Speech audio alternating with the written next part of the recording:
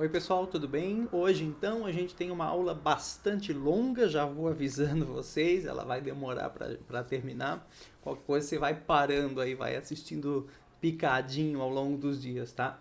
Hoje o nosso tema é longo, porque hoje a gente tem que falar da estrutura dos trabalhos científicos, ou seja, a comunicação científica. Então, é aquela famosa pergunta que um monte de alunos se faz ao longo do curso de graduação, ou na hora de fazer o TCC, ou na hora de submeter um artigo, até na hora de participar de um congresso aí, que é comum, às vezes vai em turma participar de congresso. Aí a pergunta é, o que eu tenho que mandar para o congresso para participar? Como é que eu apresento um trabalho em congresso? Ou quando eu vou escrever um artigo, quais as seções que tem que ter um artigo, aquelas famosas? Introdução, metodologia, resultado. O que tem que estar ali? O que é discutir um resultado? O que é fazer um projeto de pesquisa? Vocês vão entrar num mestrado, num doutorado, vão ter que fazer projeto de pesquisa, tá? Vão receber financiamento para isso. Então, quer dizer, os trabalhos científicos, como que a gente apresenta trabalho científico, como a gente se prepara para fazer um trabalho científico, com leitura, citação, referência, tudo isso aí a gente vai começar então a discutir na aula de hoje. E alguns cuidados com a linguagem também. Então é uma aula bastante longa, tem bastante coisa para a gente ver, mas é uma aula muito completa e muito importante. Então já vou avisar desde agora. Pessoal, deu aquele cansaço de assistir e tal, ao invés de eu ficar gravando esse vídeo em pedaços, você para e assiste com a cabeça mais tranquila. É mais fácil gravar de uma vez só do que ficar parando e gravando separado, tá? Então eu vou fazer uma aula longa com todos os trabalhos científicos que a gente vai debater e se você precisar você vai parando caso a atenção vá embora, tá certo? Bom, gente, então tá. Então a primeira coisa que a gente vai tratar aqui é o projeto de pesquisa. Então o projeto de pesquisa, como o próprio nome já diz, é onde você vai planejar a sua pesquisa. O que você vai fazer, onde você vai fazer, com quem você vai fazer, por que você vai fazer, ou seja, por que aquela pesquisa é importante. Tá? Então, o projeto, como o nome já diz, é quando você vai estruturar, planejar uma pesquisa que vai ser executada. Então, em geral, os alunos que vão terminar aí o curso, eles têm que fazer o TCC, e logo antes de fazer o TCC, eles fazem um projeto do TCC, que no fundo é o projeto de pesquisa. Tá?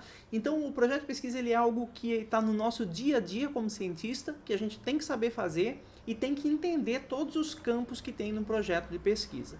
Então, pessoal, primeiro, quando escrever um projeto? Primeiro, quando você quer financiamento. Depois você vai trabalhar como professor universitário ou até mesmo um professor na educação básica que pode fazer pesquisa, tá? E pode submeter para agências de fomento de pesquisa, como a gente vai ver no final do curso, pode submeter, participar de editais para ganhar dinheiro para fazer pesquisa, tá? Então, quando você quer um financiamento, quando você vai entrar na pós-graduação, quando você vai terminar o curso e antes de fazer o TCC tem o projeto, então o projeto ele é o planejamento, a estrutura, a organização da pesquisa, então custos, prazo, tema, objetivo, porquê, quem vai fazer, com que estrutura, com que amostras, tá certo? Então é sempre isso. No fundo, pessoal, quem lê um projeto tem que ter condições de entender exatamente como a pesquisa funciona.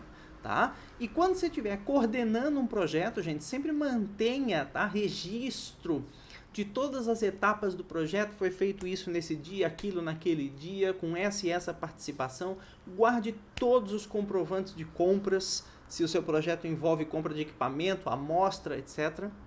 Porque, em geral, no final do projeto você tem o relatório. E aí o relatório você vai relatar, obviamente, tudo que foi feito e apresentar todos os comprovantes de compra, muitas vezes aí com 3 orçamentos. Então, é sempre bom ler as regras, tá, de quem vai financiar o seu projeto. Isso sai num edital, você lê a regra do edital. E aí, com essas regras, é o que diz o que você vai precisar apresentar depois no relatório final. Tá bom? Então tá, então vamos começar com as seções aí, o que vai no projeto. Pessoal, sem se preocupar nesse momento com a formatação, porque a formatação em geral é a BNT. Então tamanho 12, Times New Roman ou Arial agora também está permitido, espaçamento, enfim, isso você acha template, aí você acha modelo na internet. Então não nos interessa tanto discutir aqui a formatação, tá? A gente vai discutir o que tem que estar no projeto. Ok? Quais as seções tem que estar e mais, o que vai em cada seção. Que é aí onde as dúvidas surgem. O que vai na introdução? Quem nunca se perguntou isso, né? O que vai no resumo? O que é discutir um resultado? Então a gente vai falar sobre isso hoje. Bom, pessoal, deixa eu abrir então aqui a estrutura. Deixa eu ver se eu tenho aqui o arquivo. Aqui. Tá? Então tem o arquivo, estrutura dos trabalhos científicos. Então, projeto de pesquisa, o que tem que estar lá? Bom, depois esse arquivo eu deixo disponível para vocês. A gente vai dar uma passada nas seções e entender as seções que tem que estar lá. Então, primeiro, identificação, ou seja, título do projeto, nome de quem está propondo, instituição, os contatos, endereço, telefone, é pacotão básico de identificação de quem está mandando. Resumo. Então, resumo é explanação sobre o projeto. O resumo deve conter um pouco, pessoal, de toda a ideia do projeto, o problema que está se pesquisando, o tema, o assunto, né, de que trata essa pesquisa, justificativa, ou seja, por que é importante, metodologia, resultados esperados. Quer dizer, o resumo é uma visão panorâmica curta, em geral meia página, uma página que você vai resumir todo o projeto ali. Pessoal, é muito comum vocês confundirem o resumo com a introdução, tá? Então vamos ver essa diferença. Ó. A introdução ela é uma contextualização, mostrando onde está o tema dentro do conhecimento científico. Então, de toda a obra do conhecimento científico, dentro da educação, dentro da física, dentro da engenharia, onde que está o... então é nessa linha aqui. Ou seja, introduzir o assunto, mostrar o contexto, tá? Onde esse assunto está. Pode ser um contexto histórico, pode ser até uma contextualização mesmo do conhecimento científico. Isso assim, ó, isso, gente, vocês só vão conseguir lendo, tá? Tem que ler para ver como é que é feita a introdução. Mas a introdução é isso, é uma contextualização, um funil, né? Como diz ali, ou seja, vindo do grande conhecimento científico e trazendo para mostrar para o leitor do que se trata o seu trabalho. Eu deixo algumas perguntas aqui também. Qual a novidade do trabalho? Você pode abordar na introdução. O que ele vai trazer de novo, nesse caso aqui, um projeto, né? O que ele vai trazer de novo? O que ele se propõe de novidade? Quem vai fazer o trabalho? Quais as motivações, as inspirações? Da onde surgiu a necessidade ou a ideia, tá, de fazer esse trabalho? Tudo isso você pode colocar na introdução. Local onde ele vai ser executado, em que instituições, em que laboratórios, tá? Então a introdução é isso. Veja que a introdução dá o contexto, dá o tema, dá o quem vai fazer, a novidade. O resumo não é isso, pessoal. Resumo envolve metodologia, envolve resultados esperados. Então o resumo, veja, é um resumo mesmo de todo o projeto e não apenas uma introdução, tá? Isso é muito comum, é um erro clássico quando a gente lê resumo, que é só introdutório. Não, resumo é o resumo total mesmo de todo o projeto. Bom, problema da pesquisa, então, gente, se essa seção não tiver clara, tá? Quando você for preencher um projeto, fazer um projeto, não tiver uma seção problema da pesquisa, você tem que colocar esse problema da pesquisa na introdução, tá? E o que é o problema da pesquisa? É uma ou mais perguntas, as perguntas que você está realmente querendo resolver com aquele projeto. Tá? Então, a pergunta que eu quero resolver, a contribuição para a ciência que eu vou dar é responder uma pergunta, ou mais perguntas, várias perguntas. Então, o problema de pesquisa é isso, quais perguntas o seu projeto visa resolver. Tá? E veja, se não tiver uma seção só para ele, isso vai na introdução. Justificativa, a mesma coisa. Se não tiver uma seção para justificativa, ela vai na introdução também, tá? A justificativa é uma pergunta só que você tem que responder. É a pergunta do milhão. É a pergunta literalmente do milhão. Para ganhar dinheiro, se você estiver submetendo aí a uma agência para ganhar dinheiro, a justificativa é a pergunta do milhão. Ou seja, por que esse estudo é importante? Quais impactos e contribuições, tá? Ele vai garantir, ele vai gerar depois de ele ter sido concluído. Então, a justificativa é o porquê. Por que esse projeto é importante? Por que essa pesquisa é importante? Tá? Então, essa é a pergunta que você tem que responder na justificativa. Pessoal, as hipóteses, então, são as afirmações que você pressupõe que serão a solução daquelas perguntas que você fez no problema de pesquisa. Então, você responde essas perguntas, mas como uma hipótese, você não sabe se você vai ter que confirmar ou rejeitar, se essas hipóteses vão dar certo ou não. Tá? Então, as hipóteses são afirmações pressupostas. E que afirmações? As afirmações que você diz, né, por pressuposto, você supõe que elas vão ser a solução dos seus problemas de pesquisa. Então, eu imagino que vai dar tal resultado, é isso que eu acho que vai acontecer. São as minhas hipóteses para aquelas perguntas de pesquisa. Bom, objetivos é o seguinte, ó. eu não supus hipóteses, eu supus hipóteses. Eu tenho uma pergunta para resolver, né? E a resposta da pergunta é a minha hipótese. A minha pergunta é a seguinte agora: o que eu tenho que fazer para responder a minha pergunta? Quais etapas eu preciso conquistar? Quais etapas eu preciso cumprir para responder a minha pergunta? Isso são os objetivos do seu trabalho. Então, os objetivos é o que eu quero fazer no meu projeto para testar as minhas hipóteses, ou seja, para saber se elas estão certas ou se elas estão erradas, se eu supus corretamente ou se eu supus incorretamente. Tá? Gente, os objetivos eles devem ser o mais detalhado possível, objetivos claros e todos factíveis, tá? E em geral a gente usa para isso verbos de ação, porque meu objetivo é fazer algo, não é filosofar algo, etc. Então a gente bota verbos de ação nos objetivos. Então, identificar alguma coisa, analisar, caracterizar, comparar, discutir, debater, descrever, determinar, resolver, avaliar, medir, apresentar, calcular, verificar, elaborar, demonstrar, poderia ser aqui também. Tá? Então, são infinitas possibilidades de verbo, todos verbos de ação. Gente, então lembra que os objetivos as etapas, o que eu tenho que fazer, etapa por etapa, para conseguir matar o meu projeto. Tá? Então é isso que tem que estar na cabeça quando a gente vai escrever os objetivos. E todos com verbo de ação. Então a gente tem, se por acaso você precisar, o objetivo geral, que em geral o objetivo geral é responder os seus problemas de pesquisa, então você coloca isso como um verbo de ação, resolver tal problema, né? Ou medir tal grandeza padrão, se for esse o seu problema de pesquisa, etc. Então o objetivo geral. Agora, os objetivos específicos, eles são mais detalhados que o geral, então eles vão passo a passo, tá? Para você construir o objetivo geral. Então, sempre tem que lembrar que a soma, eu não sei se isso colocou aqui, que eu coloquei aqui, mas a soma dos objetivos específicos, ou seja, se você realizar todos os específicos, isso implica na realização do geral também, tá? Ele é diretamente conectado. Então, o objetivo geral se desmembra nos específicos. Depois a gente vai ver exemplos, tá? Bom, aí depois vem uma etapa importantíssima, que é a revisão de literatura, ou também chamado referencial teórico, ou também chamado revisão bibliográfica, ou seja, é um texto teórico que fundamenta teoricamente aquela pesquisa que você vai fazer.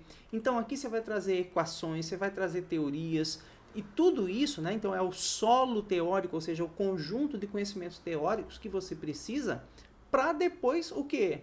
Interpretar os seus resultados, para depois alguém poder entender os resultados que você vai atingir lá no final. Então o referencial teórico é o fundamento, é o solo teórico, ou seja, os conteúdos, tá? Os conteúdos teóricos, equações, contas, etc., teorias que dão suporte para aquele trabalho que você vai fazer, que vão te permitir depois, com base nessas teorias, interpretar os resultados. Tá? Então você vai buscar aí em artigos, vai buscar em livros, vai buscar em anais de congresso, que são os proceedings, os materiais gerados a partir dos congressos, tá? Que vão trazer as discussões sobre o tema de pesquisa. Então, revisão de literatura, ver o que já tem na literatura, ver as teorias, ver a fundamentação do seu trabalho. Em geral, é bem importante essa parte, tá?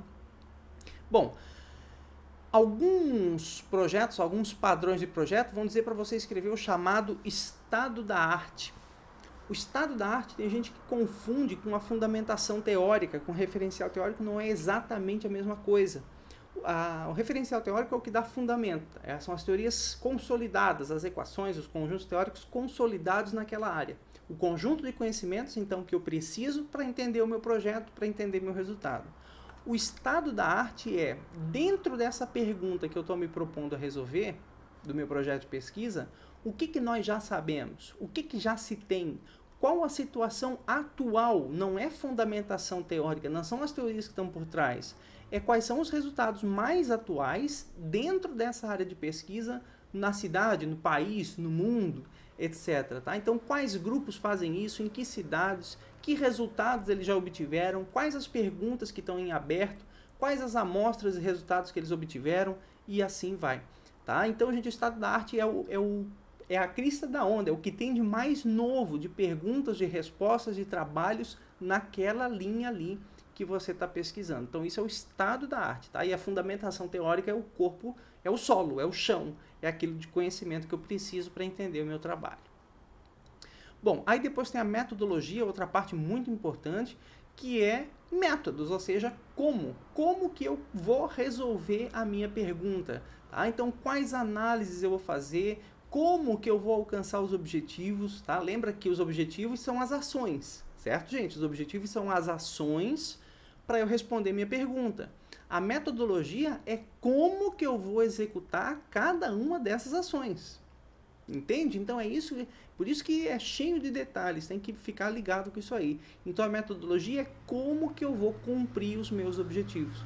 Como que o trabalho vai ser feito, em quais etapas, em quais locais, com quais equipamentos, quais materiais, quais análises e assim vai.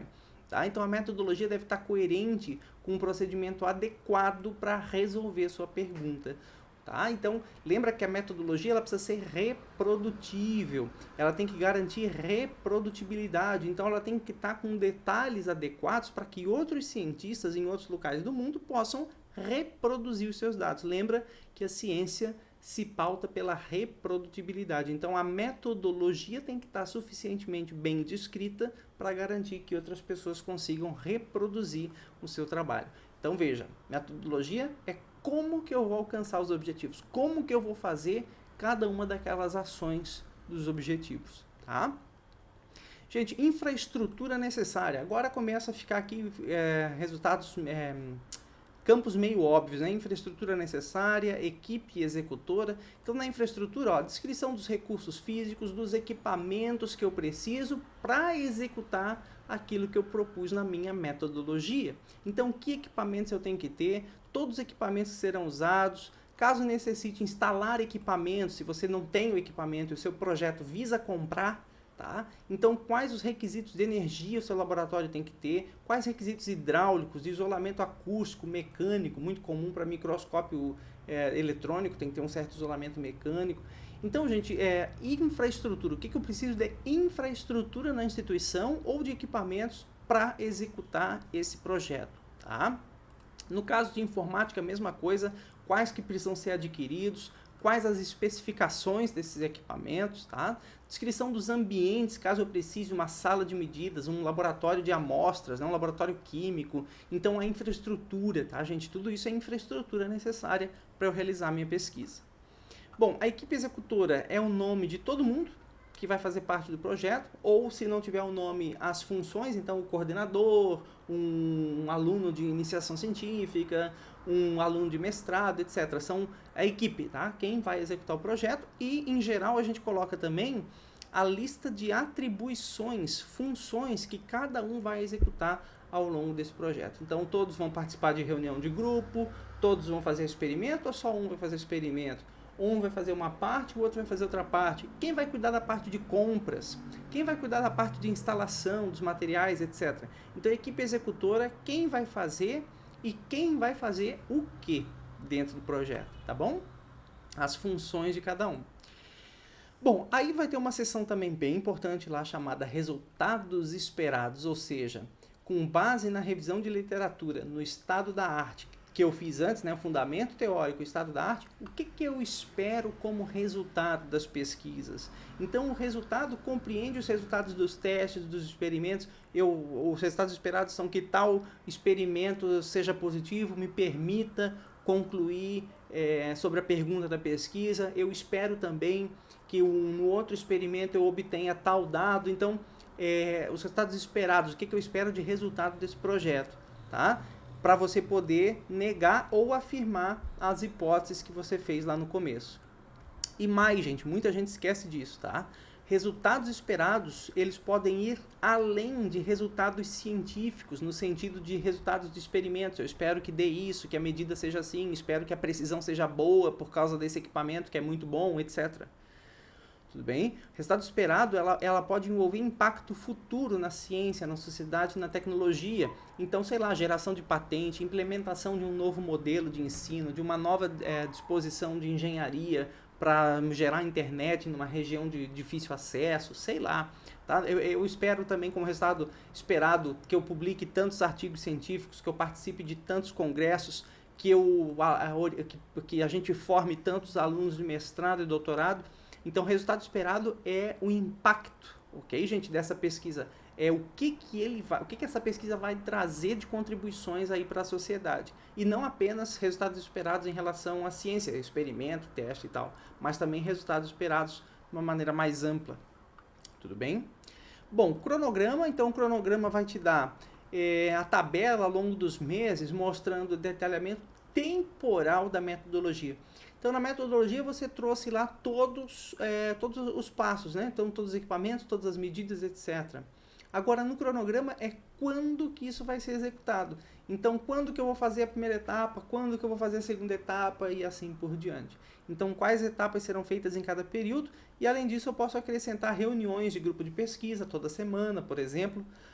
Posso acrescentar um período para divulgação de artigos, um período para participar de congresso e por aí vai. Então, o cronograma é quando cada etapa vai ser realizada.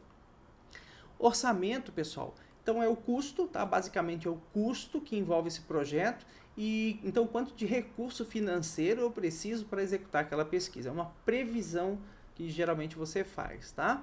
E aí, aqui eu gosto de dar uma diferença que se você um dia precisar preencher, algumas agências e alguns modelos vão pedir para você diferenciar custos de investimento e custos chamados de custeio. A diferença é que o investimento você coloca tudo aquilo que vai ser patrimônio da instituição no final do projeto. Então, se eu preciso reformar uma sala, é investimento. Se eu preciso comprar um espectrômetro, é investimento. Se eu preciso comprar um computador novo, é investimento. Tudo que é patrimônio, tudo que vai virar patrimônio é investimento. Tá? E tudo que não vira patrimônio é o custeio da pesquisa. Então, eu vou comprar amostra. Vidraria, tá? Vidraria de laboratório varia, você tem que olhar o edital. Às vezes eles consideram investimento, às vezes eles consideram custeio. Mas enfim, insumos de laboratório, um gás, uma viagem de congresso, tudo isso aí é o custeio para fazer o projeto andar, tá bom? Então insumos, bolsas de mestrado, doutorado, iniciação científica também, custeio aí financeiro do projeto, tá bom? Cronograma de desembolso é muito simples, então é o detalhamento temporal de quanto que eu vou gastar em cada etapa. Então, no primeiro mês eu preciso de tanto de recurso, no primeiro semestre completo eu preciso de tanto de recurso e assim vai.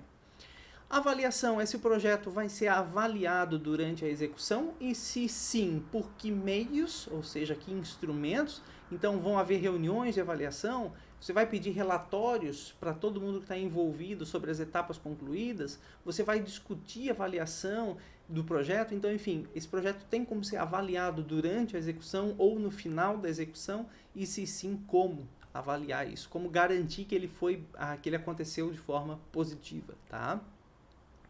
Bom, as referências, então detalhar as referências usadas ao longo do projeto, todos aqueles materiais que eu consultei para minha fundamentação teórica, para minha introdução, para minha justificativa, eu consultei um monte de materiais, então as referências vão listar aí todos esses materiais que foram consultados. Glossário é muito comum se você tiver termos técnicos que você não queira explicar durante o seu projeto, você pode botar um termo técnico e aí lá no final você bota um glossário e aí entra um pouco mais em detalhes sobre o que significa cada um desses termos. Tá? E ainda você tem uma seção final, que é a seção de apêndices, que são os materiais extras que você pode colocar no projeto para dar suporte à sua discussão. Então, caso você já tenha algum orçamento, um folder de divulgação de algum congresso onde que aquele projeto tem interesse de divulgar os resultados, tá? Um projeto, o desenho de uma sala a ser construída, especificação de algum equipamento e assim vai. Então, os apêndices são anexos, aí são materiais extras que vão dar suporte, caso necessário, ao seu projeto. Tá bom? Então, essas aí são as seções que a gente tem que ter. Eu vou mostrar exemplo para vocês de alguns. Então, depois eu disponibilizo isso também. Então, projeto de pesquisa, olha aí, ó, 3 exemplos, tá? Então, você pode ler depois a identificação aí para ver que não é nada complicado escrever isso, pode parecer, tá? Então, a identificação de quem está propondo, período de execução, descrição, que no fundo é o resumo, então breve descrição do projeto, ou resumo, então você vai ver que tem um resumo um pouco de tudo que vai acontecer no projeto. A equipe executora, né, tá com outros nomes, mas você identifica as mesmas coisas, tá? Então, coordenador, as atividades dele, o bolsista, atividade, colaborador externo, atividade, etc. Justificativa, por que o projeto é importante, então veja que já tem citações aqui, ó, para referências que vão ter lá no final, tá? Então, por que é importante? Os objetivos, ó, todos verbos de ação, todas as ações a serem executadas para resolver o problema de pesquisa que está lá disposto aqui na introdução, aqui no breve resumo, etc. O problema de pesquisa foi colocado. Tá? Depois, resultados esperados. Ó. Então, resultados esperados em relação à ciência e depois resultados esperados em relação ao impacto que esse projeto vai causar, como eu tinha falado lá. Referencial teórico, então, o que dá fundamentação, aí, teorias, tá? Fundamentos aí, teóricos mesmo do trabalho. Depois você lê metodologia, então os métodos para a gente alcançar aqueles objetivos, né? Como que a gente vai fazer. Então, pesquisa de equipamento, preparação de amostras, como que vai ser feito, alterações da amostra, etc. Então, a metodologia. Tá?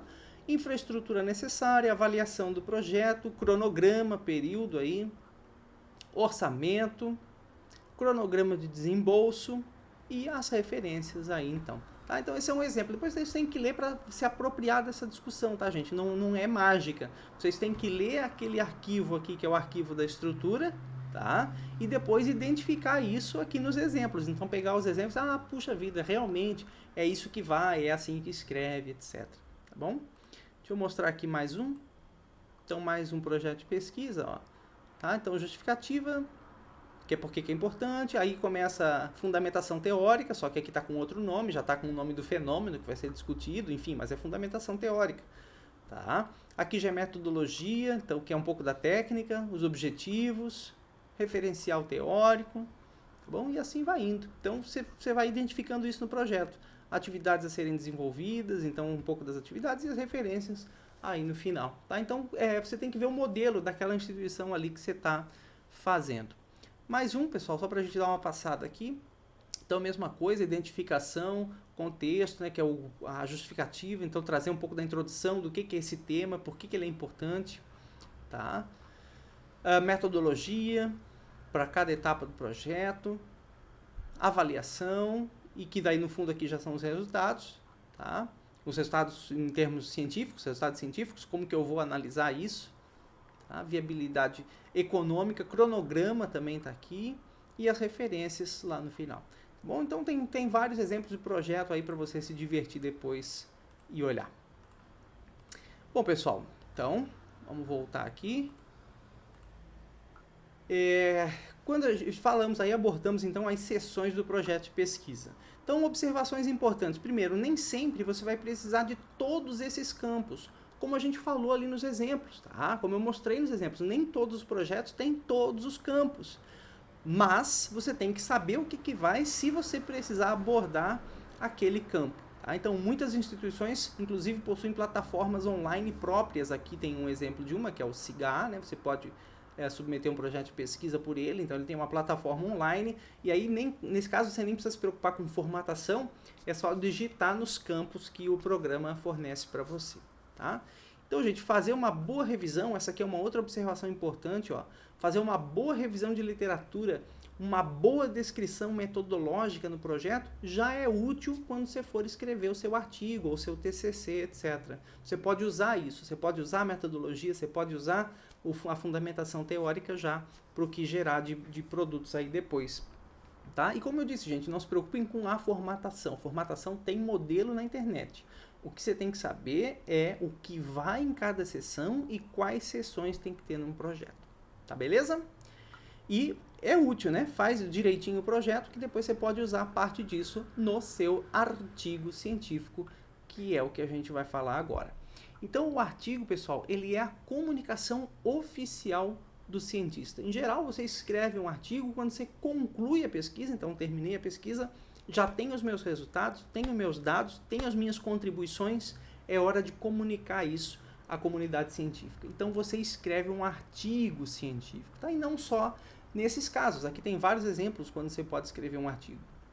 Então, quando você quer reportar suas descobertas, resultados da pesquisa, quando você quer propor novas teorias sobre dados experimentais, por exemplo, que já existem em outros artigos, então você traz aqueles artigos para discussão, ou seja, você cita esses artigos, você referencia esses artigos, tá? Quando você quer fazer uma revisão completa, sistemática, sobre dados e teorias existentes numa determinada área, então você pode fazer um artigo apenas de revisão bibliográfica de um assunto, isso também pode, tá? E quando você quer criticar, corrigir, contestar, então você viu algum artigo, não está correto, você identificou problemas naquele artigo que está publicado, você pode publicar um novo artigo para criticar aquele, mostrando onde está o erro, demonstrando ali com seus resultados por que aquele artigo está incorreto, tá? E quando você vai fazer aí, bom, o ingresso na pós-graduação é o projeto, acabou ficando aqui, era um projeto de pesquisa. Então a importância dos artigos, eles são a comunicação oficial dos cientistas para os cientistas. Veja, um artigo científico não visa fazer comunicação do cientista com o público, com a população. Isso é divulgação científica. Artigos científicos é comunicação do cientista para os outros cientistas, para a ciência, tudo bem?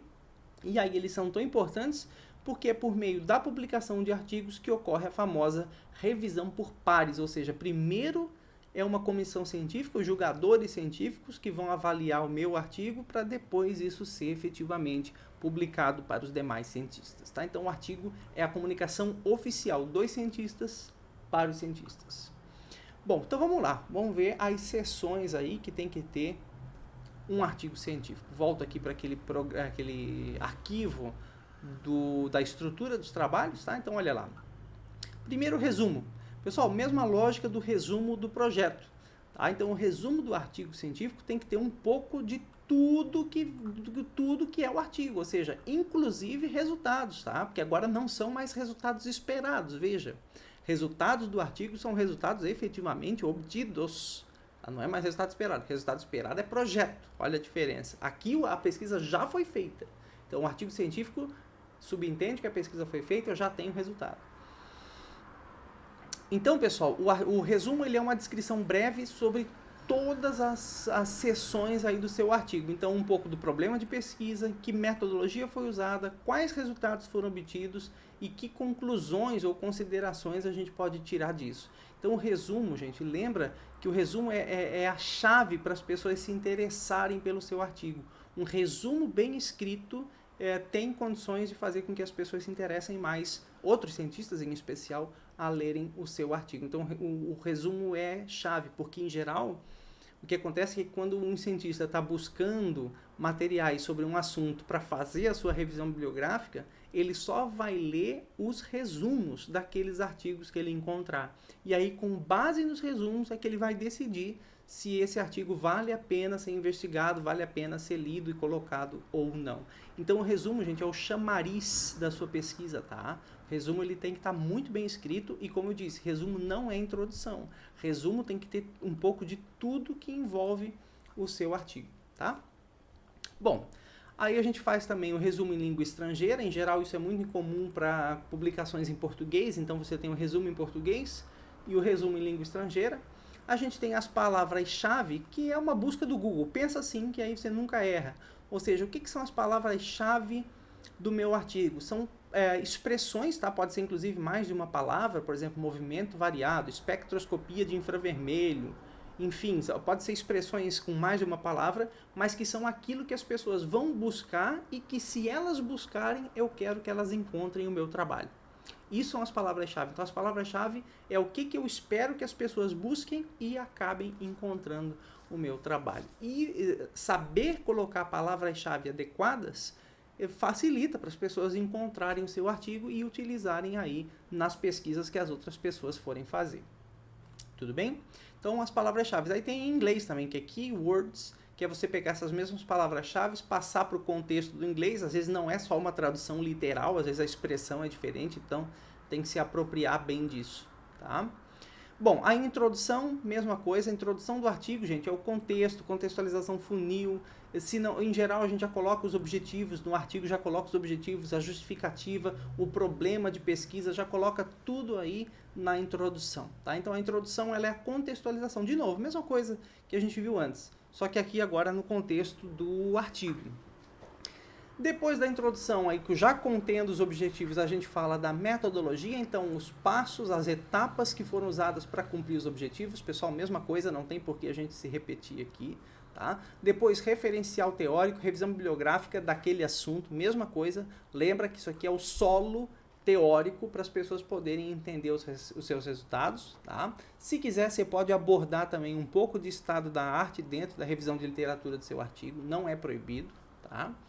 Aí depois, enfim, aí você parte aqui, resultados e discussão. Essa já é diferente do que a gente tinha no projeto, né? Então, os resultados é aquele resultado científico que você teve naquela pesquisa. Não é mais resultado em, participei de tantos congressos, orientei tantos alunos. Não. No artigo, os resultados são resultados da pesquisa, que vão permitir que eu faça uma discussão desses resultados para que eu ou confirme a minha hipótese, ou rejeite a minha hipótese. Então, eu vou discutir para saber se eu confirmei ou se eu rejeitei. Tá? Então, os resultados e a discussão. Então, apresentar os resultados objetivos, os gráficos, as tabelas, ajuste de curva, os cálculos que foram feitos, determinação de parâmetros, etc. Sei lá, pessoal, o que você fez aí de bom no seu trabalho, na sua pesquisa. Então, os resultados que você obteve. Tá? Nem sempre é quantitativo, pode ser qualitativo. Se é uma pesquisa na área de ensino, você aplicou uma entrevista, um questionário, então os resultados, você vai trazer aí os resultados da entrevista, uma tabulação disso, etc. Tá? Bom, então os resultados são isso, e as discussões, pessoal, as discussões é pegar os resultados e render esses resultados com base em várias perguntas. Por exemplo, ó, o resultado foi de acordo com o esperado? É isso que tem que estar em mente para discutir os resultados. Foi ou não foi? Ah, não foi? Por que não foi? O erro experimental foi grande? Por quê? Os cálculos deram certo ou não? Qual a razão? Os resultados estão de acordo, essa é bem importante, ó. Os resultados estão de acordo com outros resultados de trabalhos semelhantes na literatura científica? Então, os meus resultados concordam com outros resultados parecidos, que foram feitos com outras amostras, ou se for na área de ensino, em outras escolas, em outros contextos, o meu resultado é o mesmo que outros que já têm? Isso é discutir o resultado, é comparar, é debater o resultado, é explicar o resultado. Tá? Então, como explicar os resultados obtidos? Existem teorias que explicam esses resultados? Se sim, qual a relação? Então, como que a minha fundamentação teórica explica esse resultado? Né? O que eu trouxe lá que me ajuda a discutir, a interpretar esse resultado aqui? Então, quais os limites de validade dos meus resultados? Meus resultados valem em que condições, em que contexto, né? Em que condições experimentais eles valem? Eu posso generalizar isso? Sim, não. Por que não? Tá? Então, olha quanta pergunta. Então, veja, isso aqui, claro, depois você tem que pegar artigos e ler, tá, gente? Aqui eu estou botando questões que você tem que estar em mente para depois, na hora que você enxergar os seus exemplos lá, pegar exemplos de artigo, você consiga enxergar que isso aqui está lá, que é assim que você discute um resultado. Tudo bem?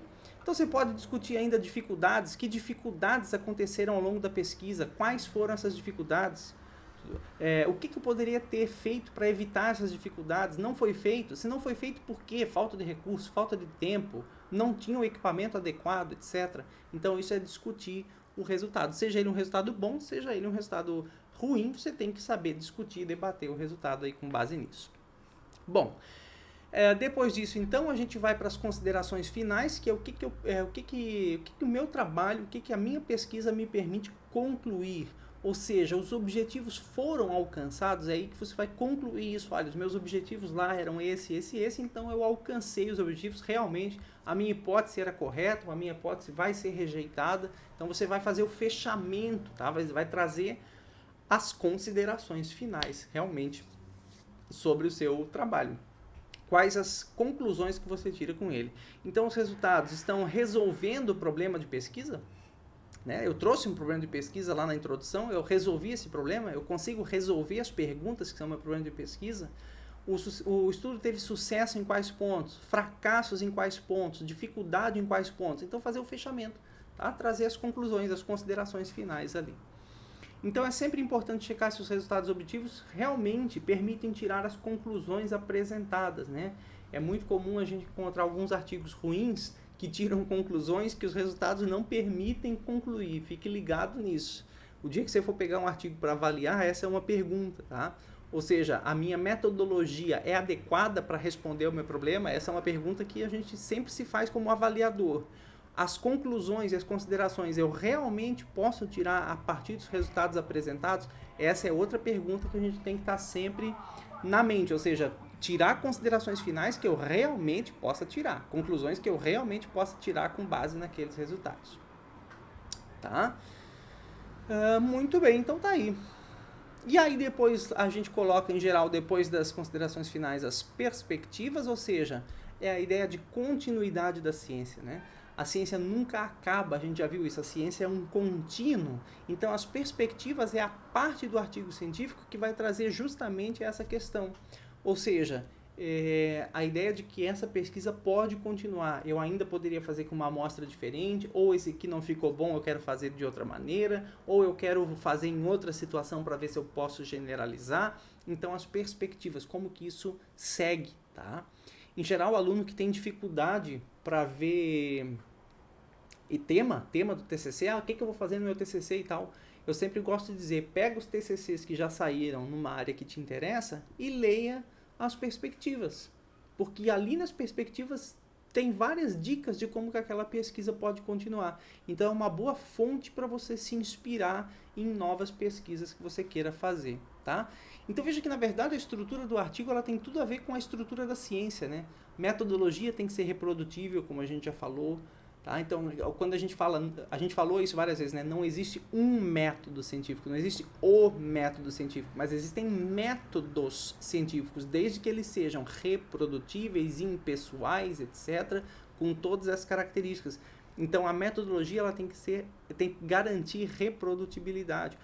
As conclusões e os resultados, as conclusões e as considerações têm que ser baseadas no resultado, tentar eliminar os nossos vieses pessoais aí na interpretação dos dados, né? Ser coerente, ser justo. Então, a estrutura do artigo reflete, no fundo, a estrutura da ciência. Então, agradecimento, você pode agradecer instituições, pessoas, colaboradores, agências de financiamento, etc. E, no fim, as referências, todos os trabalhos que você citou e referenciou ao longo do seu artigo, tá bom? Vamos ver exemplo para você ver que isso realmente está lá, ó. Então, vou pegar um primeiro exemplo aqui de um artigo. De novo, gente, e a formatação? Pessoal, a formatação é muito particular. Cada revista científica tem a sua formatação. Então, no fundo, a gente vive falando, formatação ABNT, formatação ABNT.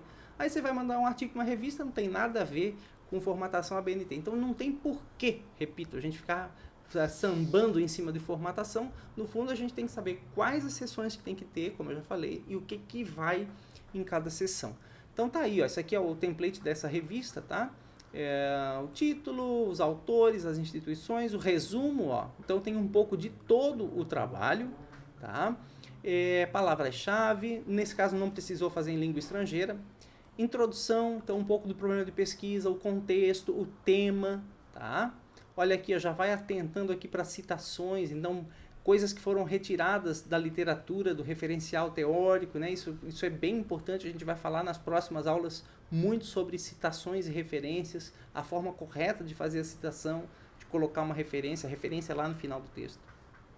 Tá? Então apresenta a amostra, etc.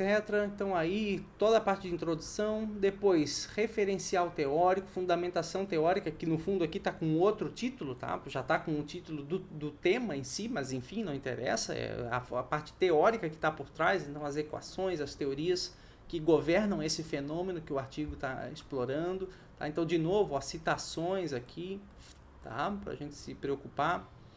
Equações, mais uma citação. Equação.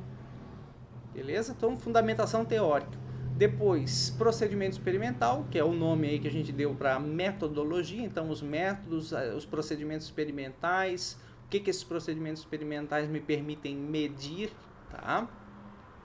E assim por diante. Depois resultado, discussão dos resultados, foi bom, foi adequado, não foi adequado, etc.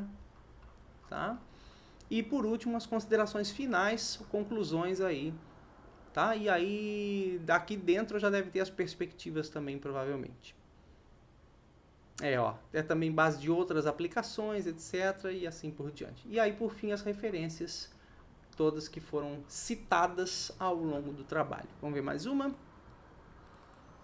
Então, esse artigo aqui, mesma coisa, já na área de ensino. Então, tem o resumo que está aqui do lado. Olha como já é bem diferente a estrutura. Por isso que não adianta ficar perdendo tempo com formatação. Isso aqui já é 2 colunas, que no fundo vai virar 3 depois. Então, cada revista aí tem a sua própria formatação. Tá? Autor, instituição, contato, título. Aqui já é introdução, não tem introdução, mas já está aqui a introdução. O resumo está lá embaixo. Tá? Então veja, a inspiração eu posso trazer na introdução também, eu já botei isso lá, então o que levou a fazer esse trabalho. Depois está o título, a experiência, que no fundo é a metodologia, então primeiro passo, segundo passo, o que vai ser feito aqui, os materiais, os métodos que foram usados. Fazendo as contas, que no fundo é os resultados, ó. O que eu vou obter de resultados, as contas que eu fiz, resultado tanto, pronto. Agora, por que usar esse método? Por que fazer assim? Ou seja, discutir o resultado que eu obtive, tudo bem? E aí depois as considerações finais, conclusões, etc., agradecimento e a referência que foi usada. Então, veja que são 2 artigos que eu trouxe realmente, ó, estruturas bem diferentes, mas tudo está ali. A introdução, referencial teórico, discussão de resultado, conclusão, metodologia e assim vai. Então, é assim que se faz um artigo. Por isso que eu digo, tem que pegar esse exemplo, tem que pegar essa estrutura aqui, tá? São as estruturas, e você comparar mesmo. Puxa, não, realmente, isso aqui tá lá, e assim vai. Gente, isso é fundamental. É assim que você vai adquirindo conhecimento e vai tendo condições depois de escrever artigo e assim por diante. Tá bom? Vamos lá. Então, pessoal, essas sessões são padrão, essas que eu trouxe ali no meu exemplo, mas não é proibido elaborar um artigo fora do padrão, desde que os elementos estejam lá. Bom, acabei de falar, né? Então, resumo: o problema da pesquisa, justificativa, tema, método, resultados obtidos, considerações finais e etc. Então, é isso aqui, essas sessões devem estar, mas não precisa estar com esse título exatamente como eu mostrei ali no exemplo para vocês. Verifique sempre o template, ou seja, a formatação daquela revista para onde esse artigo vai ser enviado, ou do evento onde esse artigo vai ser enviado, né? Ó, esse aqui já é de 2 colunas, tá vendo? Tá? Resumo, olha lá o título, aqui resumo, aqui já a estrutura, a introdução, 2 colunas e assim vai. Então, pessoal, você tem que buscar aí os formatos padrão, tá? As formatações. Mas o que não pode errar é quais os campos que tem que ter e o que vai em cada campo. De novo, estou falando isso pela milionésima vez. Beleza. E aí existem alguns casos que o envio do artigo também é feito por meio de plataformas online. Então você abre uma plataforma e você vai copiando e colando ali a introdução, revisão, etc. Então algumas revistas aceitam por meio de plataformas online já hoje em dia. Beleza? Então, entendido aí o nosso projeto de pesquisa, entendido os artigos científicos, que é a conclusão da nossa pesquisa, o que a gente escreve como conclusão da pesquisa, é hora da gente falar agora, então, sobre os trabalhos científicos relacionados a eventos. Então, congressos, simpósios, encontros e assim vai. Ou seja, como que o cientista se comunica presencialmente, vamos dizer, né? Não por meio da escrita do artigo, mas qual que é a importância dos eventos. Tem gente que acha que evento científico e a população em geral leiga tem um pouco essa visão. Cientista que vai para eventos está indo fazer turismo, e é porque realmente não entende, não tem essa noção da importância que é a gente fazer contatos, principalmente num evento científico. Então, os eventos, gente, é o lugar onde você vai apresentar o seu trabalho e também conhecer trabalhos dos outros, tá? Então, conhecer o trabalho dos outros cientistas daquela área que você pesquisa.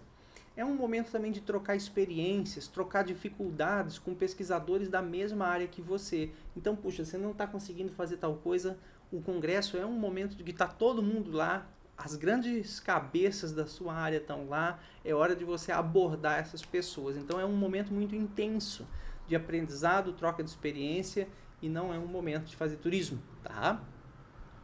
Conhecer pesquisadores da mesma área, então para futuras colaborações, para você buscar um local para fazer pós-graduação, por exemplo, e assim vai. Então, conhecer pesquisadores, inspiração para novos trabalhos, verificar as novas descobertas, ou seja, se manter atualizado profissionalmente naquela sua área de pesquisa, tá? Visitar e conhecer estandes dos fabricantes de equipamentos científicos, então os grandes congressos, eles têm uma seção de estandes, os grandes fabricantes de equipamentos científicos têm representantes lá, então você pode se informar sobre custo, orçamento, manutenção e assim vai, tá? E eles não são aí eventos turísticos, muito antes, pelo contrário. Não que você não possa fazer, tá? Que não é proibido você ir para um evento científico e aí tirar um dia, um período lá, uma manhã, uma tarde, que tem coisas menos interessantes da sua área e dizer, vou conhecer a cidade, ok? Não é proibido fazer isso, tá? Ou ficar um dia a mais, terminou o congresso, vou passar o fim de semana, etc. Aí tá liberado. Agora, a gente não pode propagar a ideia de que um evento científico é um evento turístico. Não, um evento científico é um evento importantíssimo para a ciência. Tá? Se quiser fazer turismo, até pode, agora você não pode abusar disso, e se quiser, vai um dia antes ou fica um dia a mais, etc. Aí é normal também, tá bom? Então aqui um exemplo, de um monte de cientista aí reunido num congresso, geralmente aqui é o salão principal, onde tem as palestras convidadas, tá? E todo mundo aí que está participando. Aqui um outro exemplo, os estandes, como eu falei, de instituições, aí de fabricantes também, aqui a Bruker, é uma fabricante bem conhecida de material de laboratório aí, tem alguns espectrômetros, tá? Perfilômetros eles fazem também, então os cientistas aí na hora dos intervalos podem passear pelos stands e verificar as novidades em termos tecnológicos numa determinada área de pesquisa. Bom, então, como que você participa desses eventos? Tem basicamente 3 formas de você participar. A primeira é como palestrante convidado, que eu já falei. Então você é alguém de destaque aí na sua área, você é convidado para participar de um congresso, para dar uma palestra e assim vai. Então você é palestrante convidado. Tem outras formas de participação que é como ouvinte, ou seja, eu não tenho um trabalho científico para apresentar, eu não estou pesquisando naquela área, mas isso não me impede de participar do evento como ouvinte, ou seja, eu vou lá assistir o evento, participar do evento, trocar experiência, tudo da mesma forma. Só que eu não estou apresentando um trabalho, eu só estou como ouvinte no evento, estou um participante ali que não sou apresentador, então sou um participante não apresentador de trabalho. Tá? Então isso é uma participação como ouvinte. E tem a participação como cientista apresentador. Então você vai apresentar o seu trabalho científico, tá? Naquele congresso. Você vai apresentar o seu trabalho para os outros cientistas. Então quando você for apresentar, tá? Ouvinte é só você se inscrever e ir. Palestrante convidado também. Você vai ser convidado para falar de um tema, você manda lá o tema que você vai falar e acabou. Agora, como apresentador de trabalho, gente, aí é necessário que você envie um material escrito para análise. Gente, é a mesma ideia de revisão por pares, tá? Você tem que submeter um resumo do que você vai falar, do que você vai apresentar, e esse resumo é avaliado por uma comissão científica do congresso. Então, para participar de um congresso, de um evento, na real, vamos falar assim, né? Não só congresso, você tem que mandar ou um resumo, ou um resumo expandido, ou um artigo completo da sua pesquisa. Como que você vai saber o que você tem que mandar? Você tem que ler a página do congresso, lá vai estar dizendo, é só resumo. Não, é resumo expandido, a gente vai sair, no final vai sair um livro com os resumos expandidos, ou só com os resumos, ou vai sair uma edição especial de uma revista científica só para aquele congresso e, portanto, aquele congresso aceita submissão de artigos mesmo, não é resumo expandido nem resumo. Então, pessoal, sempre tem um material escrito, tá? E esses materiais são publicados no chamado livro de anais. Aqui botei só a capa de um exemplo, aqui o livro de anais. E a grande vantagem é que todos os trabalhos que foram apresentados naquele evento vão estar com pelo menos os seus resumos publicados no livro de anais. Então você consegue rapidamente ver todo mundo que apresentou trabalho. É uma maneira fácil de você buscar até aqueles trabalhos que te interessam mais, de conhecer mais profundamente. Tem o contato dos autores também, os e-mails. Então esse livro de análise é muito interessante, tá? É o compêndio aí de tudo que foi apresentado naquele congresso.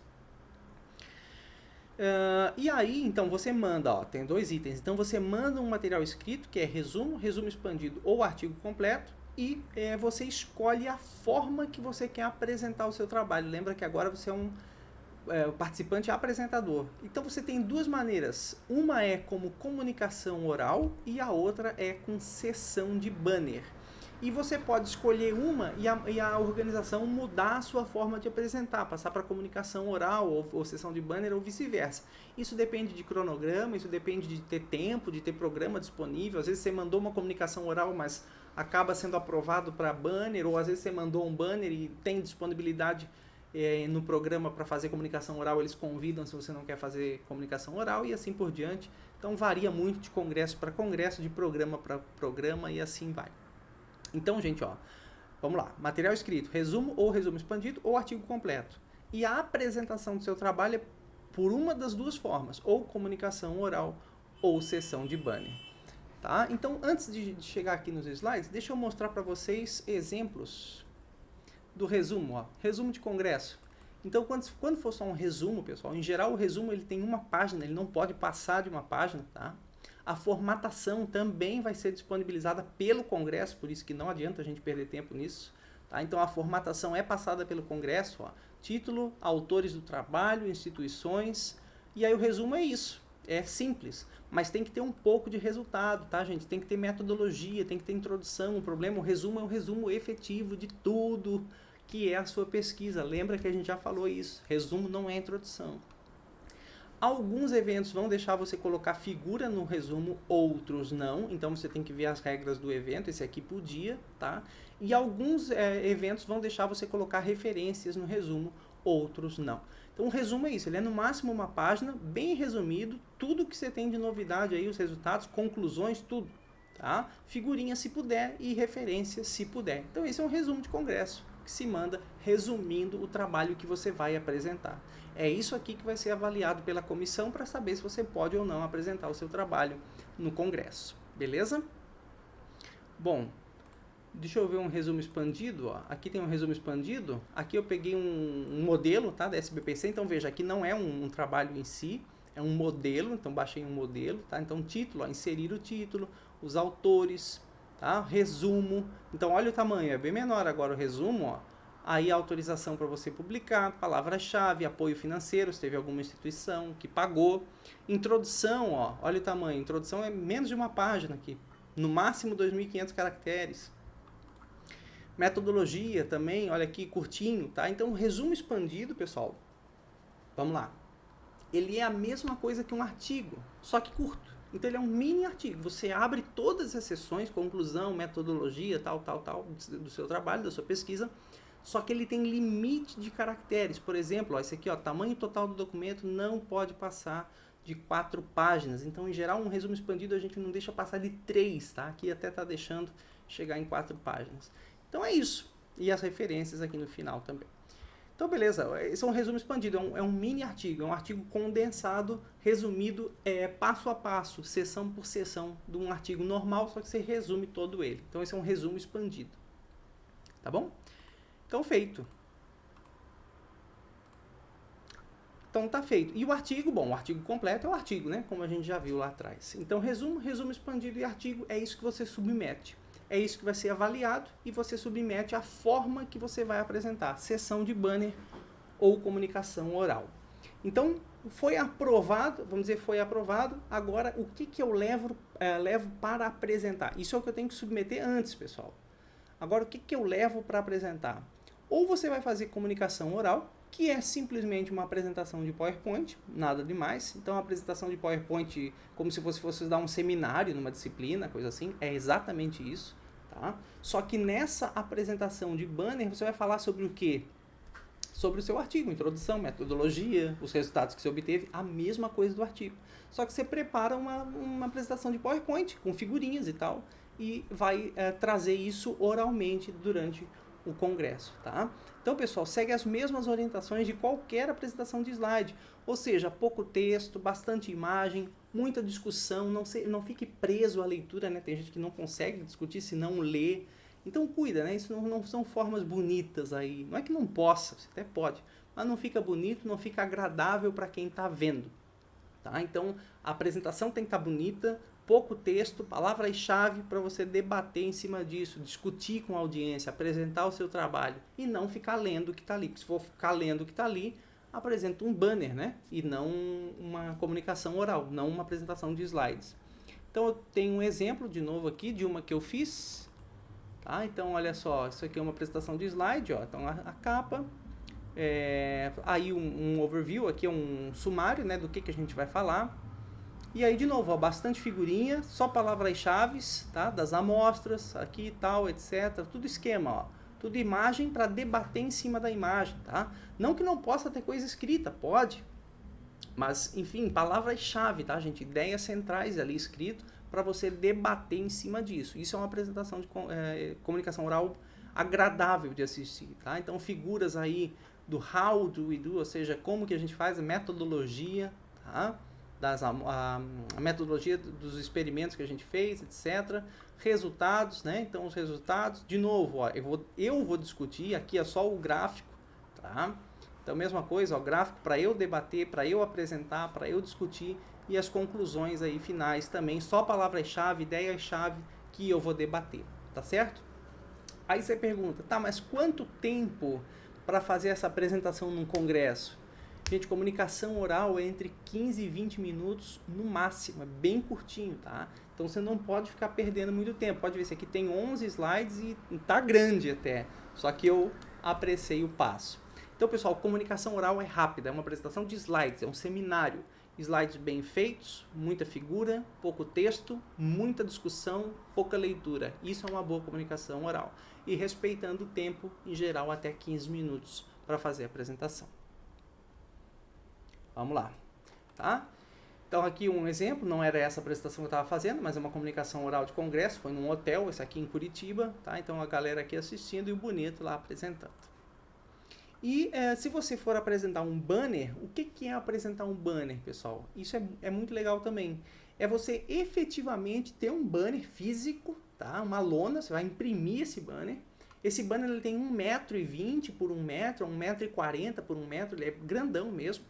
E você coloca no banner, pessoal, o seu artigo. É como se fosse a apresentação de slides da comunicação oral. Só que você encaixa tudo isso num banner. Então é um pouco da introdução, o título, é a mesma coisa, tá? O cabeçalho com as instituições financiadoras, você coloca lá embaixo também. Introdução, materiais e metodologia, resultados que você teve, conclusões, referências, agradecimentos. Enfim, gente, é a mesma coisa do artigo, só que tudo num pôster, tudo num banner.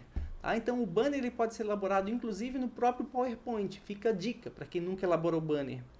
Só que você vai lá e configura o slide, né, para o tamanho do slide, você bota 1,40 m por 1 metro. E aí você tem bastante espaço ali para trabalhar. Em centímetros, se for 140 por 120, 120 por 100, 120 por 80, são os tamanhos comuns aí de banner para apresentar em congresso. O tamanho físico do banner é informado pelo evento, tá? Então o congresso é que vai informar isso para vocês. E verifique também se tem uma formatação específica, um cabeçalho específico, um layout específico. Você tem que ver tudo isso com o congresso. Os banners devem possuir as mesmas seções de um artigo científico, acabei de falar. Então é tudo que vai num artigo, só que resumido aqui num banner, tá? Bastante imagem também, textos curtos e objetivos. Aqui até não pode ser palavra-chave, tem que ter mesmo um pouco de texto ali, porque alguém pode passar e ler. A ideia um pouco do banner é essa. Então tem que ler de forma objetiva, curta, entender o que você fez, tá? E alguns eventos, pessoal, já estão fazendo sessões de banner em formato digital, ou seja, em telas. Tá? Então você leva o seu banner num pendrive, chega lá, você conecta numa tela e o banner aparece na tela. Então aqui, ó, só para mostrar, ó, vários banners, o pessoal aí nas sessões de banner no congresso, é o momento mesmo em que você também vai conhecer outros trabalhos, ler outros banners, trocar ideias, como eu já falei, né, com quem faz a mesma coisa que você ou está na mesma área, tá? Então você fica, se você estiver apresentando, você fica no seu banner. Espera as pessoas passarem por ali, você vai trocando ideias com elas. Nas sessões de banner que você não está apresentando, aí você circula para conversar e conhecer os outros trabalhos aí também.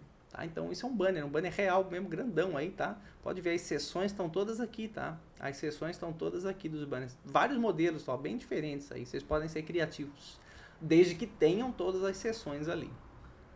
Aqui um exemplo em tela, tá? Então uma seção de banner aí em formato de tela. e assim vai. Bom, deixa eu mostrar, antes da gente ir para os trabalhos de conclusão, mostrar exemplos dos banners de congresso. Então aqui é um banner, ó, grandão, tá? Ele foi feito lá no PowerPoint, aqui eu imprimi um PDF, mas ele foi feito no PowerPoint. Então vocês vão ver, ó, tem o título, cabeçalho, os autores, e aí um pouquinho de tudo, a introdução, procedimento experimental, resultados e discussão dos resultados, tá? Conclusões aqui, considerações finais, e as referências estão aqui, e as instituições, né, apoiadoras aí do trabalho. Tá? Então, é um banner, é bonito, assim, fica bonito, fica grandão, fica bonito. Então, não precisa ser esse padrão aqui, como eu disse, vocês podem ser criativos, como eu mostrei na figurinha, tem vários modelos aí de banner, mas as seções, tá, tem que estar no seu banner aí bonitinho. Então, textos objetivos, textos curtos, figurinhas e assim por diante.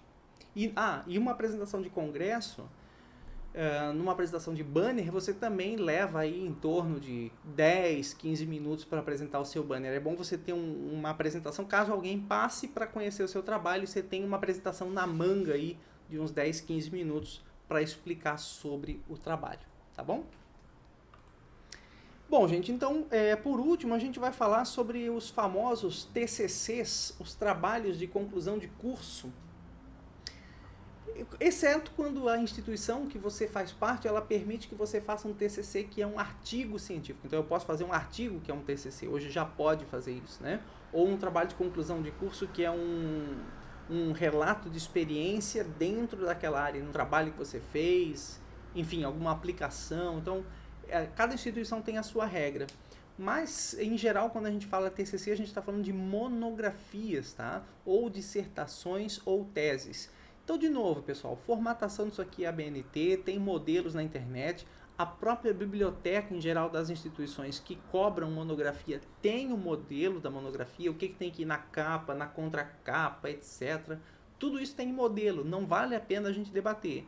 O que vale a pena a gente debater é quais seções, tá? Tem que ter, então, nessas monografias, ou numa dissertação de conclusão de mestrado, ou numa tese de conclusão de doutorado. Monografia também, conclusão de especialização, em geral, são monografias que a gente faz. Então, o que tem que ter? O que tem que ter lá? Vamos voltar aqui no nosso arquivo de estrutura. Então, gente, ó, banner e pôster científico, basicamente é isso aí. Tá? É como eu falei ali, essas aqui são as seções, as mesmas seções de um artigo. E aí vamos então para as seções das monografias, dissertações e teses. Então, primeiro, capa. Geralmente capa dura, papelão preto com escritos em dourado ou prateado. Isso aí as empresas que vão imprimir a monografia, elas já têm padrão, tá? Vocês, é uma capa dura de TCC. Pronto, eles já sabem como é que faz a capa. Então, a contracapa tem dados do autor, o título, o programa de pós-graduação, o curso e o ano. A contracapa, a segunda folha. Passou a capa, depois a contracapa. Então, é isso que tem que saber. O que vai? E, de novo, tem modelos disso aqui na internet. Depois, ficha catalográfica, tá, pessoal? Ficha catalográfica é feita pela biblioteca, isso é importante, você não tem ela pronta. Se eu não me engano, algumas instituições já deixam você colocar os dados, depois de você ter a sua monografia, tese ou dissertação pronta, você escreve os dados num programinha e a biblioteca gera a ficha catalográfica para você colocar aí, em geral ela é no verso da contracapa, tá? Tem que pegar os modelos, mas em geral ela é no verso da contracapa.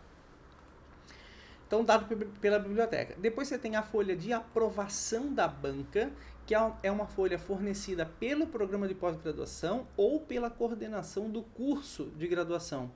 Todos os professores da banca vão assinar essa folha e essa folha faz parte, a original, tá? Ela tem que constar na versão do seu TCC que vai depois para a biblioteca. Tem que ter a folha original disso. Tá? Então essa folha tem que ser guardada, você em geral vai ganhar ela no final da defesa, quando todo mundo aprovar você, vai todo mundo assinar essa folha, vão te dar uma folha, você guarda essa folha como se não houvesse amanhã, porque ela tem que ir no trabalho da biblioteca, ela tem que ir original, tá? Não é cópia dela, tem que ir original. Beleza, aí depois você bota, depois da folha de aprovação, a dedicatória, então você pode dedicar isso a alguém, os agradecimentos, então uma página agradece aí quem você quiser. Depois a epígrafe, que é uma citação referente, uma frase, né? Então um pensamento de um cientista, uma frase motivacional, enfim, que você gostar, você pode botar aí na epígrafe. Depois o resumo, pessoal, o resumo é a mesma coisa, como se fosse um resumo de congresso, tá? Como se fosse um resumo de um artigo, mesma coisa. Então, texto corrido contendo informações sucintas de todas as partes do trabalho. Já falamos isso milhões de vezes. Então, venda o peixe, né? No resumo. Palavras-chave, depois o abstract, que é o resumo na língua inglesa, as keywords, que são as palavras-chave também na língua inglesa, e aí começa o pandemônio, que são as famosas listas, tá, gente? Aí depois, ó, a introdução, sumário, etc. Aqui é mais fácil da gente transitar. A novidade são essas listas. Então, primeiro, lista de figuras. Todas as figuras que você usou no seu TCC, elas estão referenciadas aqui no início. Porque é no início, nem começou seu texto ainda, tá? Tá no início, são elementos pré-textuais, a gente fala. Então, a lista de figuras vai trazer todas as figuras que você usou, as legendas dessas figuras e a página em que elas se encontram. Então, figura 1, isso, página tal. Figura que eu uso, figura 2, isso, página tal. Figura 5, isso, página tal. Tudo no começo. Não a figura, tá, pessoal? Só o número, a legenda e a página que ela aparece. Depois, lista de tabelas, todas as tabelas. Tabela 1, ela fala disso, página tal. Tabela 2, fala disso, página tal.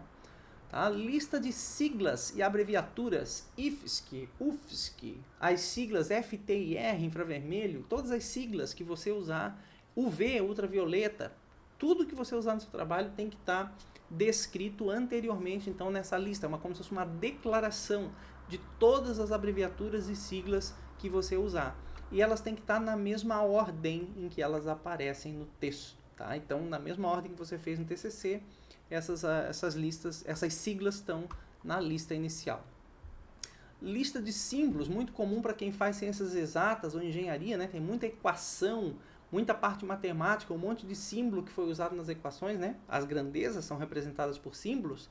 Então, a lista de símbolos vai trazer todos esses símbolos que foram usados e o que significa cada um deles. Tá? Também na mesma ordem em que eles aparecem no texto. Então, o sumário, que é o índice, né? Então, a introdução vai ser capítulo, página tal, etc. O índice, né? Sumário, sem perder tempo.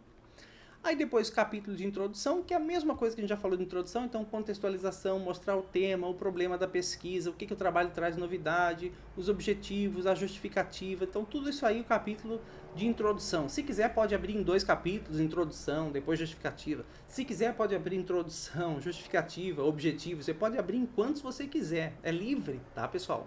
O que não é livre é o que tem que ter todas essas informações. Mas se você vai fazer um capítulo grandão de introdução para trazer tudo, ou vai fazer capítulos menores separados, é livre.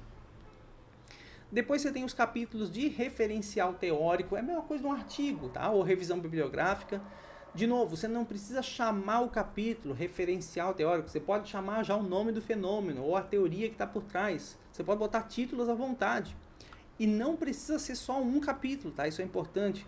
Se você acha que vale a pena fazer 2, 3 capítulos de referencial teórico, é liberado, é permitido fazer também. Tá? Então são os conteúdos teóricos, aí, fundamentação, equações, teorias, como a gente já falou. Depois o capítulo de procedimentos experimentais ou metodologias, se for uma pesquisa na área de ensino, na engenharia, quais métodos foram usados, é uma pesquisa quantitativa, qualitativa, como é que eu vou analisar isso, que experimentos eu usei, que equipamentos eu usei, em que locais estão esses equipamentos, então metodologia, que parâmetros eu regulei, tá, nesses equipamentos. Resultados, então discussão, mesma coisa do artigo, então trazer todos os resultados, discutir os resultados, deu certo, não deu certo, os limites de validade, concorda ou não concorda com outros trabalhos, enfim, gente, mesma coisa de um artigo, tá? O capítulo de conclusão, ou considerações finais, você pode chamar assim também. Então, o que permite concluir? Mesma coisa. Depois, um capítulo de perspectivas, ou se você não quiser fazer um capítulo separado para ele, você pode pôr aí junto do capítulo de conclusão, não tem problema nenhum. Tá? Depois, as referências, glossário e anexos e apêndices, caso precise. Tá bom? Então, vamos ver um exemplo só para você ver como que é essa situação aí. Ó. Então, um exemplo de monografia, tese, dissertação. Então, aqui é a capa, tá, pessoal? Essa é a capa que vai virar a capa dura, capa preta, com escritos em dourado ou prateado. Então, essa é a capa. Depois, a contracapa. Tá? Isso aqui tem tudo modelo na internet. Depois é a folha de aprovação da banca, que aqui não tá, mas na versão original entregue na biblioteca tem que estar. Então depois, ó, a epígrafe, depois agradecimentos, resumo, então resumo palavras-chave, resumo em língua estrangeira, palavras-chave em língua estrangeira, lista de figuras, então como eu falei, ó, figura 1, o que é a figura? Página que ela aparece. Figura 2, 3, 4, 5, todas as figuras corridas até o final, tá bom? Ele não teve, aqui nesse TCC, não teve quadro, não teve tabela, não teve sigla, não teve equação matemática, então por isso que daí só tem a lista de figuras. Se tiver mais, aí tem que ter lista de figuras, depois lista de quadros em outra página, tá? Depois em outra página, lista de siglas e assim por diante. Mas é só para você pegar aqui a ideia. No caso da lista de símbolos matemáticos, não vai a página, tá? Porque pode aparecer recorrentemente ao longo do trabalho. Então só vai símbolo, alfa, não sei o que significa alfa. G, o que significa G? Então é só aí o símbolo e o significado. Pega modelo aí na internet, o que você acha? Aí sumário, tá? Então vamos ver aqui as seções, ó. Então uma apresentação é livre, dá para colocar essa apresentação ou não, tá? Então ele explicou um pouco das motivações dele aí para fazer o trabalho, é permitido. Depois a introdução, onde ele trouxe o problema de pesquisa, propostas, novidades, o contexto. Depois aqui, ó, já é referencial teórico, tá? Jogos, aqueles jogos sobre ciência, então várias sessões aqui de fundamentos teóricos para o trabalho. Depois é a metodologia, então a proposta que ele está propondo aqui para fazer a ideia dele, tá? Etapas e tal. Depois a aplicação, e aí também metodologia, então a metodologia do trabalho envolve propor e depois aplicar. E por último, no resultado aqui, nos resultados qualitativos, resultados quantitativos, considerações finais, perspectivas, referências e aí os anexos aqui que ele trouxe vários. Então é isso, gente. Tá? Um trabalho de conclusão não tem mistério, é só você seguir os formatos que em geral a biblioteca te dá e saber o que vai em cada parte. Então, pessoal, ó, como eu já falei, algumas instituições permitem que seja um artigo ou relatório de experiência, como o TCC. O que eu vou dar de sugestão? Essa aqui é bem interessante. Você já sabe que vai ter que fazer lista de figuras, lista de tabelas, lista de quadros. O que eu dou de sugestão? Vá fazendo ou atualizando as listas, pessoal, ao mesmo tempo em que você vai escrevendo o trabalho. Então, terminou de escrever, sei lá, uma parte da metodologia que você está fazendo hoje, terminei por hoje. Quantas figuras eu botei? 2. Então, já vai lá na lista de figuras, já coloca figura tal, sobre isso, página tal, figura tal, sobre isso, página tal. Botei uma equação, já vai na lista de símbolos, tá? Já coloca o símbolo, coloca o significado, quer dizer, vá mantendo atualizado. As referências lá no final, mesma coisa, tem gente que deixa as referências tudo por último, vai complicar, tá? Se você não usar nenhum programinha que gera as referências automáticas, aí você tem que sugestão é manter atualizado. Então, botou citações hoje, terminei por hoje, já vai lá no final, bota as referências daqueles trabalhos que você citou. Tá bom? A gente vai ver exemplo de citação e referência aí já. Bom, então vá mantendo atualizado. Mas eu precisei botar uma figura anterior. Volta lá na lista de figuras, insere uma figura anterior, troca a numeração das demais. Se não for automático, né? Se você não conseguir fazer isso automático, faz no manual mesmo. Tá? Então vá mantendo atualizado, lista de figuras, lista de tabelas, lista de quadro e assim vai. Bom, caso deseje, o seu capítulo de referencial teórico não precisa estar com título referencial teórico, já falei, eles podem estar com outros títulos, tá? E quanto à formatação, veja a instituição, tá? E a gente vai ver ainda mais para frente, nas próximas aulas, a gente vai falar de formatação, forma correta de colocar uma equação, forma correta de colocar uma figura, o título, a legenda, tudo isso a gente vai ver ainda com calma, tá? Bom, e aí, nós estamos quase terminando, eu só quero mostrar para vocês a importância de citações e referências que a gente também vai ver nas próximas aulas. Pessoal, o trabalho científico, tá, envolve ler muito, envolve ler outros artigos, envolve ler livros, envolve ler teorias. E quando você for escrever as suas teorias, o seu fundamento teórico, a sua revisão de literatura, a sua introdução, a justificativa, por que o seu trabalho é importante, você vai embasar as suas respostas em outros trabalhos. Tudo bem, gente? Isso é muito importante. Não é da sua cabeça. Você vai embasar em outros trabalhos, em livros, em outros artigos que já foram publicados, em resumos que saíram de congresso, não interessa. Você vai embasar em outros trabalhos. Cada vez que você fizer isso, gente, cada vez que você usar o outro trabalho para discutir aquele resultado do outro trabalho, para usar aquele resultado do outro trabalho, você está fazendo uma citação. Eu estou citando o outro trabalho, gente. Isso é uma citação, tá? Ok, gente? Isso é muito importante, entenda isso. Então, a citação é quando eu uso outro trabalho no meu trabalho. Aí é opcional. Não é opcional, é obrigatório. Todo trabalho científico envolve citar na introdução, na justificativa, no referencial teórico, na discussão do resultado, concorda com fulano, não concorda com ciclano. Isso é tudo citação, gente. Tá? Então, citações do meu trabalho científico. E as referências é o que vai no final do meu trabalho, que é a lista de todos os trabalhos que eu citei, ok, gente? Então eu citei vários trabalhos, aí lá no final eu vou pôr as minhas referências, que é a lista de tudo que eu consultei, tudo aquilo que eu citei no meu artigo, no meu TCC e assim por diante. Então eu gosto de dizer o seguinte, né? Na ciência você pode copiar, a cópia é chamada de citação direta. Quando eu cito diretamente, é uma cópia do trabalho de outra pessoa. Então, em ciência, você pode copiar. Agora, é antiético você não copiar sem referenciar. É antiético você copiar e não citar adequadamente. Então, gente, repito, você deve sim basear o seu trabalho em outros trabalhos. Tá? A introdução, a referencial teórico, etc. Então, para isso, você faz citações, você cita outros trabalhos para discutir e depois você bota todos eles lá nas referências. Então, gente, o que eu dou de sugestão? Tudo que você for lendo sobre o assunto, vendo metodologias em artigos, vendo livros, vendo artigos, vá mantendo um diário de leitura, uma ficha de leitura. A gente vai voltar a falar disso ainda. É um guia, vá mantendo registro de tudo que você leu e onde você leu. Ah, puxa vida, no artigo tal eu encontrei tal coisa, me interessa. No livro tal eu encontrei tal equação, tal teoria, me interessa. Vai mantendo registro, porque depois você acha fácil onde que está aqueles materiais que você quer citar, que você quer até copiar, pode, e que depois você vai referenciar. Tá? Então vá mantendo um diário de leitura com o que você está descobrindo que te interessa e onde que essas coisas estão. Tá? Então, essas referências e citações que você pesquisou é o que você vai se embasar para apresentar o problema de pesquisa, o tema, a justificativa, como eu falei. Então, ao longo de todo o seu trabalho científico, que é o assunto da aula de hoje, ao longo de todo o seu trabalho científico, haverá citações, tá? A outros trabalhos. E depois tudo isso vai estar nas referências, ao longo de todo o trabalho.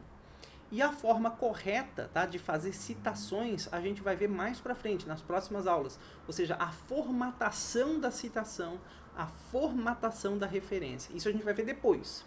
O que eu quero deixar claro agora é que citações e referências não são opcionais. Eu preciso citar, eu preciso basear o meu trabalho em outros trabalhos. Então, exemplos. Essa é uma aula cheia de exemplos, tá? Citação direta longa. Então, lá no texto, aqui é um exemplo, você pode ler. Tá? Então, existem ainda outras maneiras de buscar resposta, tal. Isso aqui é o seu texto, você está debatendo. Agora, eu quero trazer cópias que têm a ver com o que eu estou debatendo, mas que são de outros trabalhos que eu achei.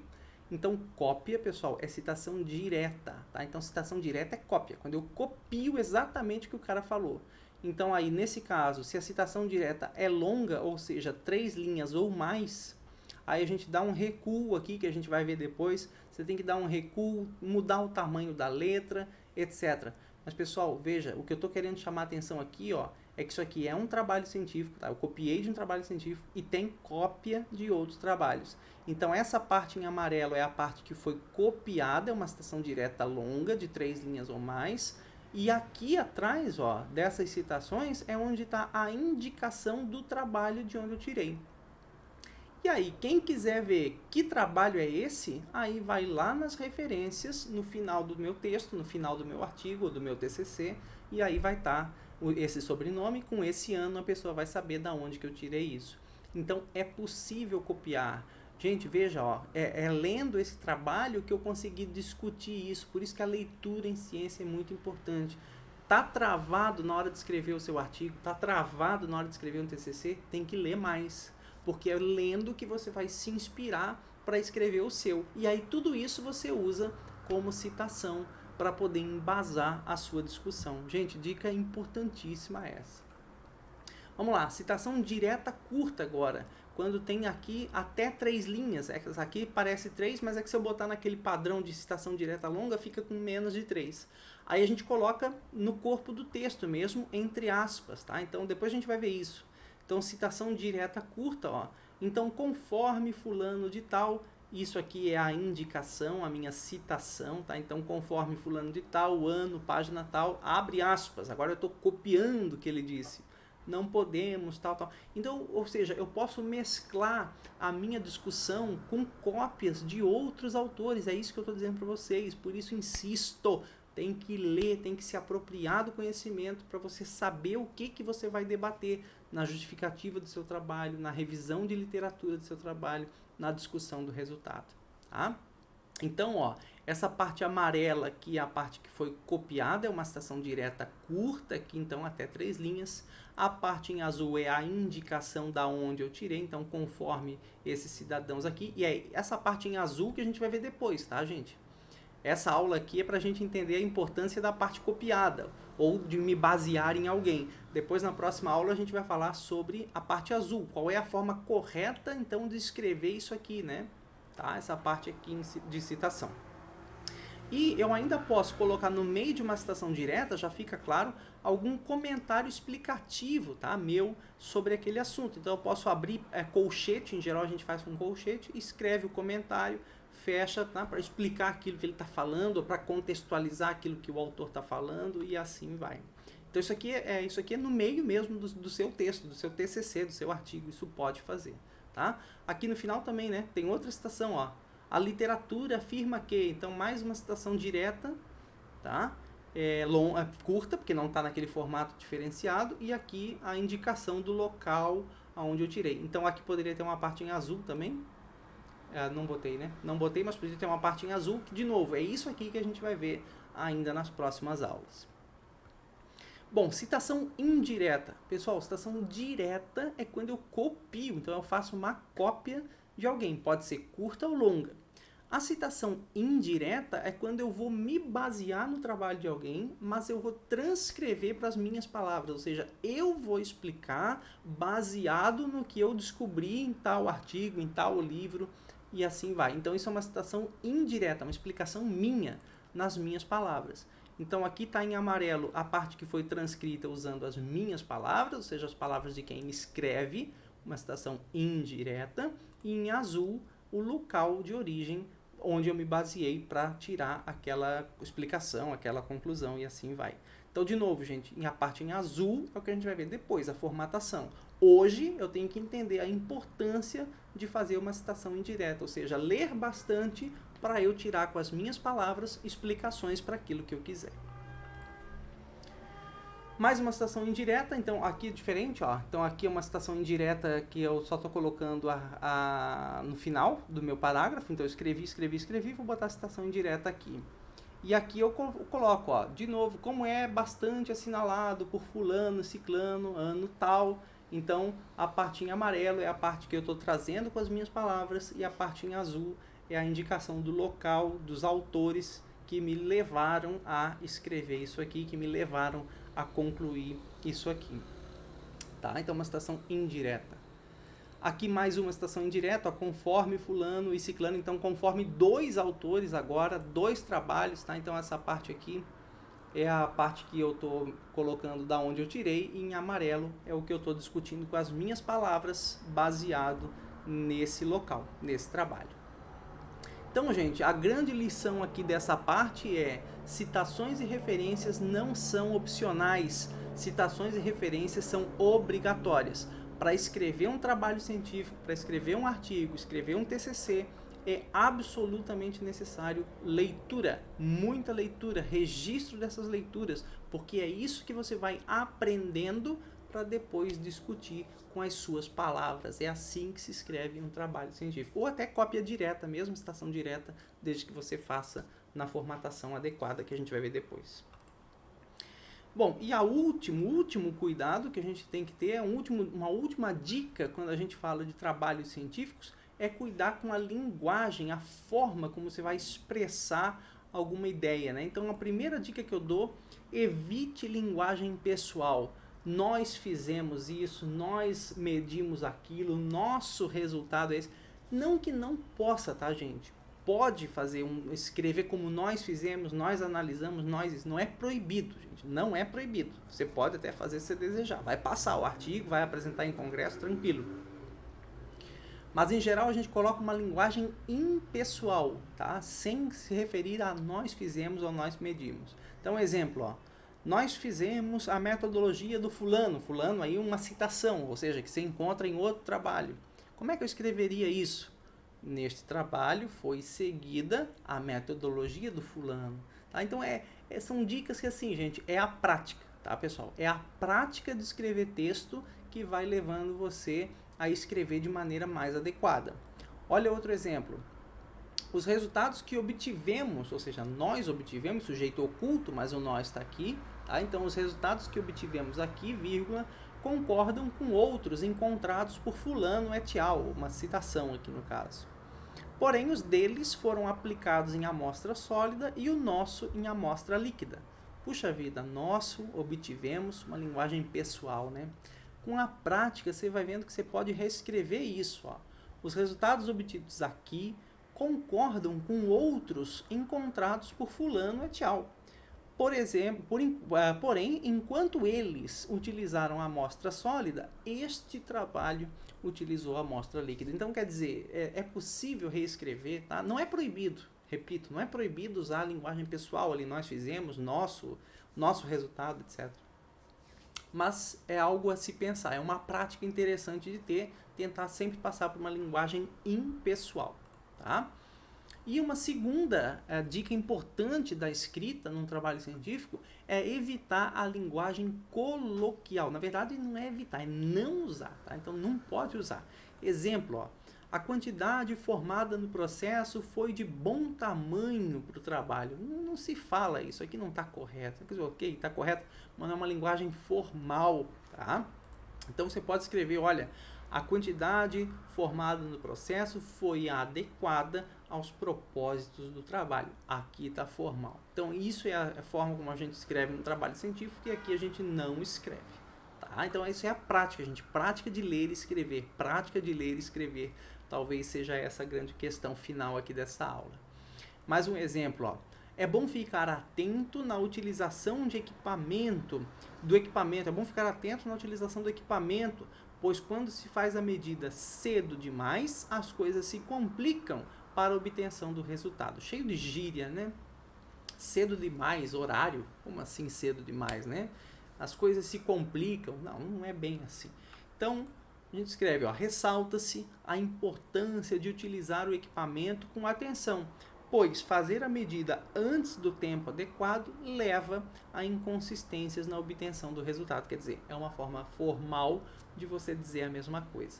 Se tem dificuldade, você até pode escrever assim, tá? Escreve assim, não tem problema nenhum, escreve assim, mas depois no final volta e vai adaptando a linguagem também para não ficar travado e não conseguir escrever nada.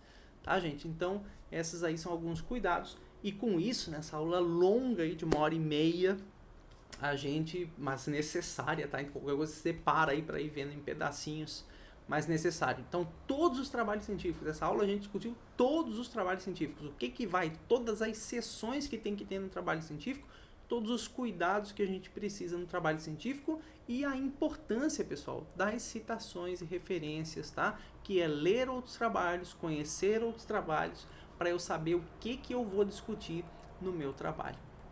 Tá bom? Então, nas próximas aulas, a gente vai falar sobre isso, né? Revisão bibliográfica, citações, referências, formatação, ou seja, a formatação das citações, a formatação das referências. Beleza, pessoal? Valeu, até a próxima.